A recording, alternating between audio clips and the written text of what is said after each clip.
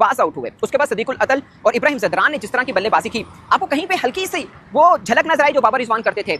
चौका लगाया, सिंगल, फिर रोक के खेले, लगा इरिटेशन है। 34 रन थे पावर प्ले के अंदर और मैं सोच रहा था कि इतनी स्लो बैटिंग ये क्यों कर रहे हैं, मगर सदीकुल अतल और इब्राहिम जदरान के माइंड में कुछ और चल रहा था। भाई आप नूर जब आया तो इनको तो समझ में किसी को पल्ले ही नहीं पड़ रहा था, तो बैटिंग तो होती ना पूरी। आप मुझे एक बात बताइए, शुरू में तो विकेट थ्रो किए हैं यार, बात नहीं है कि तुम अफगानिस्तान से जीत सको, हाथ पांव फूले हुए थे आज। मैं कहता हूं आज शायद पता क्या अफगानिस्तान की कितनी ब्लू करेगी, इनको लग रहा था शायद इंडिया के साथ खेल रहे हैं आज, इस तरीके से खेल रहे थे यार, इतनी घटिया तरीन परफॉर्मेंस और ऐसे हाथ पांव फूले हुए हैं। 10 ओवर्स में एक बाउंड्री नहीं, 10 ओवर्स में आप T20 क्रिकेट खेल रहे हैं और कहने को आप जो है वो खेल रहे हैं इंटेंट के साथ। पाकिस्तान के जो बैटर्स हैं स्पिन के खेलने के खिलाफ एक श्योरिटी नहीं आती।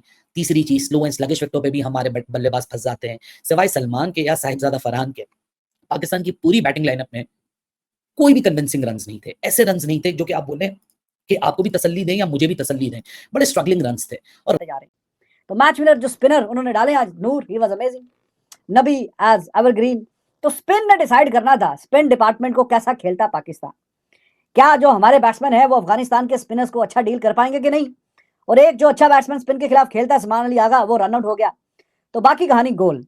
जिनके बलबूते पे हम कल भाषण दे रहे थे इंडिया को हराएंगे, नवाज को आज 2 ओवर, आपका मेन बॉलर सिर्फ 2 ओवर कर रहा है, दूसरा मेन बॉलर जो प्रॉपर बॉलर है सुफियान नकीम वो 3 ओवर कर रहा है, उनको फेंटे लगाए आज अफगानिस्तान ने। अगर अफगानिस्तान के बल्लेबाज, जो कि मैं निकम्मा बल्लेबाज कहता हूं, वो बल्लेबाज आपकी बॉलिंग का ये हाल कर रहे हैं, तो फिर वो जो 190 के स्ट्राइकर जेल में रख के फिरते हैं, वो जो इतने टैटू शैटू बना के इतने बड़े बड़े डोलों के साथ जब आपके अगेंस्ट खेलेंगे, तो फिर तो दुबई का स्टेडियम भी पार होगा। किसी ने कमेंट के अंदर लिखा था वलीद भाई 300 की तैयारी करो, मैंने अंदर ही अंदर उसको पता नहीं क्या बोल दिया, कमेंट नहीं। और अच्छे ओवर किसके मिले? हारिस रऊफ के, सुफियान मुकीम के, जिन्होंने पिछले मैच में अफगानिस्तान को दरअसल शिकस्त दी थी और उन दोनों को ढूंढ के उन्होंने ठीक ठाक किस्म के रन किए उसके खिलाफ। अगरचे हारिस रऊफ ने पिछले मैच में अच्छी बॉलिंग की, इसमें रन हो गए, this is what cricket is actually, मगर आके देखिए सबसे अच्छी स्ट्राइक रेट जो है ना मोहम्मद नबी की है, 135-36 की है उनकी। उसके बाद आप गुरबाज हैं 134 के, 131 जो है राशिद खान की है, बाकी किसी की भी 120 भी नहीं है। मैं आपको छोटी सी एग्जांपल देता हूं, सदीकुल अतल, वो जब ये ट्राई नेशनल सीरीज खेलने आए थे ना, 10 मैच थे उनकी 11 की एवरेज थी, 92 का स्ट्राइक रेट था, 92 का स्ट्राइक रेट 10 मैचेस के बाद 11 की एवरेज। आज जब उन्होंने इनिंग क्लोज की है उस वक्त उनके 19 की एवरेज है और ऑलमोस्ट 110-12 का उनका स्ट्राइक रेट है, यानी 2 मैचेस में लगातार 50 के बाद उस लड़के ने कमाल किया। और जो मुझे रेगुलर देख रहे हैं, मैंने बताया था कि सदीकुल अतल उनका बड़ा जबरदस्त किस्म का बल्लेबाज है, ये मत देखिए कि नया लड़का है,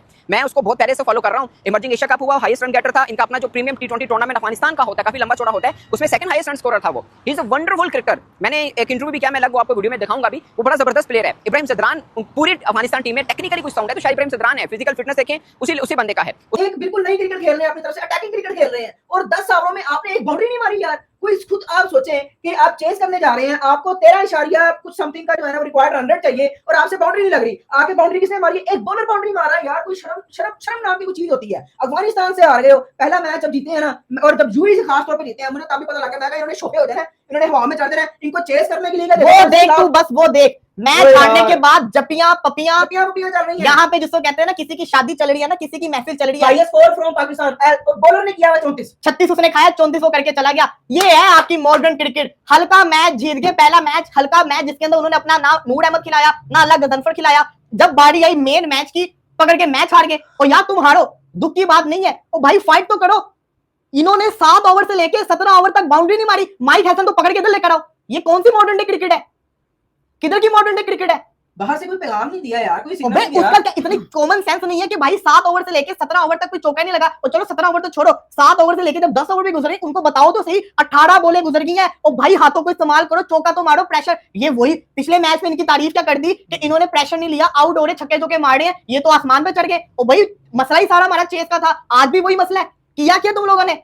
फकर जमान, ये देखो 100वां मैच खेल लिया, पाकिस्तान को कितने मैच जितवा दिया था T20 के अंदर। ओडीआई के बहुत बड़े प्लेयर हो गए, T20 के अंदर मौका था ना, कितनी गलत शॉट खेल के आउट हुआ है। आपका कप्तान मॉडलिंग करने आया हुआ है, बिल्लियों की तरह चल रहा है। डाई किसने मारनी थी? हमने यहाँ पे बैठ के डाई मारनी थी यार। Such a pathetic performance by Pakistan. Mohammad Haris के लिए कल ट्वीट किया जा रहा है, सपोर्ट दीस बॉयज, ट्रोल ना करो। और उसकी आज मौका, यार मेरी बात सुनो, 48 बॉलर 39 बॉलों के ऊपर 70 चाहिए, 48 बॉलों के ऊपर 80 चाहिए, ये चेजेबल नहीं था। और तुम लोग विकेट तो बचाओ, पूरी टीम पड़ी हुई थी आपकी। तो मैं तो बॉलर को ब्लेम करूंगा ही नहीं। 170 टारगेट चेज होना चाहिए। शारजाह का छोटा सा स्टेडियम है, विकेट भी इतनी खतरनाक नहीं है। ड्यू पड़ा, अल्लाह गजन पर पहला ओवर कर रहा है, तौलिए से पकड़ के हाथ साफ कर रहा है। अब आप देखो, अब टीम ने क्या करना है, स्पिनर्स खिला लिए थे, क्योंकि 170 करने के बाद भी 169 करने के बाद भी अफगानिस्तान सेटिस्फाइड नहीं था। दे कैटेगोरिकली न्यू कि हम 15 रन यहाँ शॉर्ट है।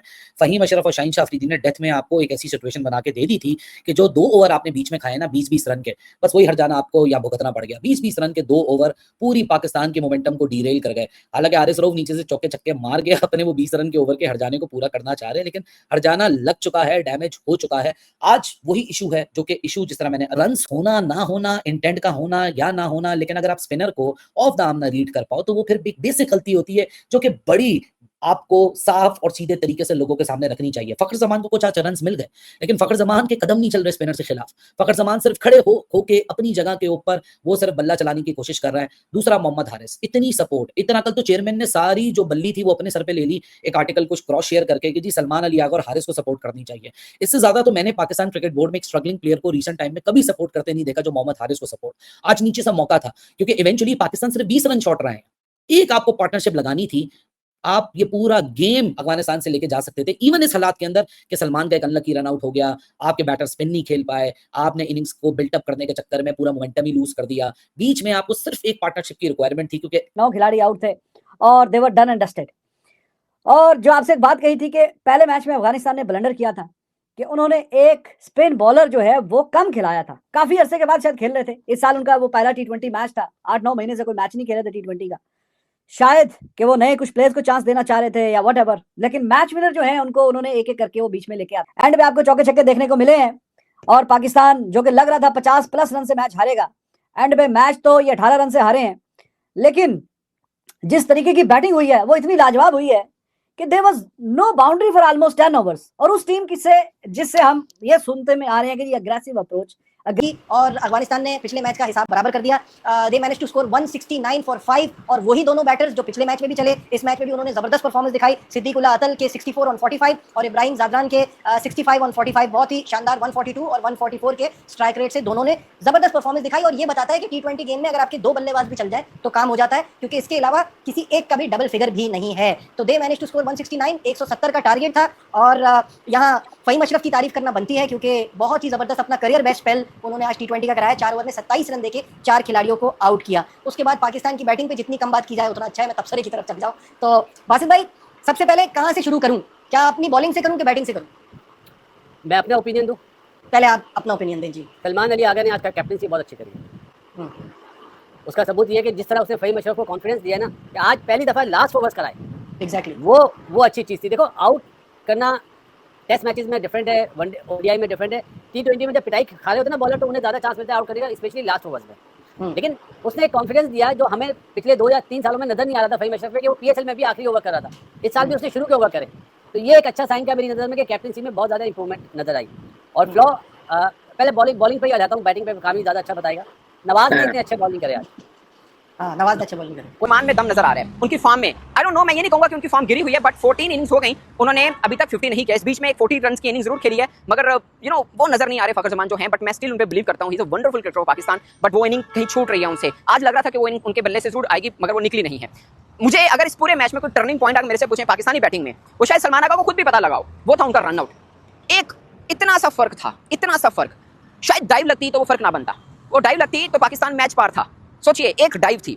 वो हम अक्सर देखते हैं ना जिसमें लोग कहते हैं कि रिजवान एक्टर है, वो डाइव करते हैं, वो इसलिए कि आपको मार्जिनल जो होता है ना वो मिल जाता है। हालांकि आप सेकंड जो रन ले रहे थे सलमान आगा, आपने अगर देखा तो तेज भागे हैं। ऑफ कोर्स वो क्यों रन आउट होना चाहेंगे, उन्होंने कोशिश की कि मैं बना पाऊं। एक इब्राहिम जदरान की थ्रो बड़ी एक्यूरेट थी और दूसरी चलाकी की राशिद खान ने के बिल्कुल साथ में पुश कर दिया। एक माइक्रो सेकंड का जो एडवांटेज था अफगानिस्तान को मिला, और उस एक एडवांटेज से मुझे ज़्यादा तौर पर लगता है कि मैच हमने वहाँ खो दिया। अब मोहम्मद हारिस पे आते हैं, उन्होंने चला दी और कैच हुआ और आपको गुस्सा। मुझे लगता है कि मोहम्मद हारिस को हम गलत जगह पे खिला रहे हैं। मैं बहुत बार बोल चुका हूं कि वो इस नंबर का प्लेयर नहीं है। अगर वनडे में वो 4th नंबर पे बैटिंग जरूर करते हैं, मगर वहां पे वो थोड़ा चला लेते हैं इनिंग को, यहाँ पे नहीं चला पा रहे। खासकर उस मोड के ऊपर जब आपको बहुत ज्यादा के स्ट्राइक रेट भी चाहिए होता है और सब चीजें हैं। मैं एक चीज आप कभी नोट करिएगा, if you are a true cricket fan, note करिएगा, इस नंबर के ऊपर आकर हमने कई क्रिकेटर का करियर खराब किया है।